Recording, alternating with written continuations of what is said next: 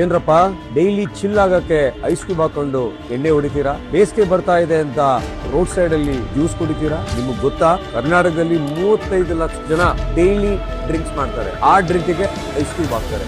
1 ಕೋಟಿಯಷ್ಟು ಜನ road side juice ಕುಡಿತಾರೆ, ಅಂಗಡಿಗಳಲ್ಲಿ ಜ್ಯೂಸ್ ಕುಡಿತಾರೆ. ಆ ಜ್ಯೂಸ್ ಗೆಲ್ಲ ಐಸ್ ಕ್ಯೂಬ್ ಹಾಕ್ತಾರೆ. ಆದ್ರೆ ನಿಮ್ಗೆ ಯಾರಿಗೂ ಗೊತ್ತಿಲ್ಲ, ನೀವೆಲ್ಲ ಸ್ಲೋ ಪಾಯ್ಸನ್ ನ ದಿನ ಕುಡಿತಾ ಇದ್ದೀರಾ. ಯಾಕೆ ಕುಡಿತಾ ಇದ್ದೀರಾ ಗೊತ್ತಾ? ಐಸ್ ಕ್ಯೂಬ್ ಇಂದ. ಈ ಐಸ್ ಕ್ಯೂಬ್ ಎಲ್ಲಿ ತಯಾರಾಗುತ್ತೆ ಗೊತ್ತಾ?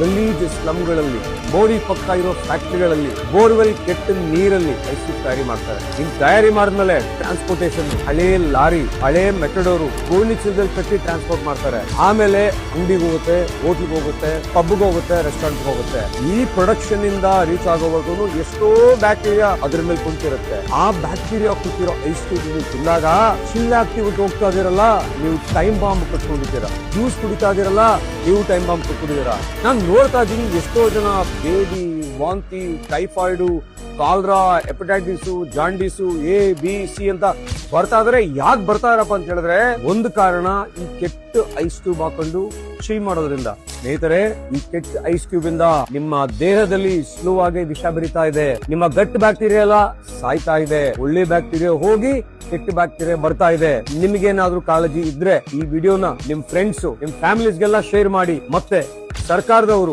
ಈ ಒಂದು ಐಸ್ ಕ್ರೀಮ್ ಫ್ಯಾಕ್ಟರಿಗಳ ಮೇಲೆ ಕಡಿವಾಣ ಹಾಕ್ರಿ. ಜನರ ಆರೋಗ್ಯನ ಉಳಿಸಿ, ಅವ್ರ ಜೀವನ ಉಳಿಸಿ, ಅವ್ರ ಆರೋಗ್ಯನ ಕಾಪಾಡಿ. ನಾನು ನಿಮ್ಮೆಲ್ಲರ doctor Parameshwara, CM, Pai specialist.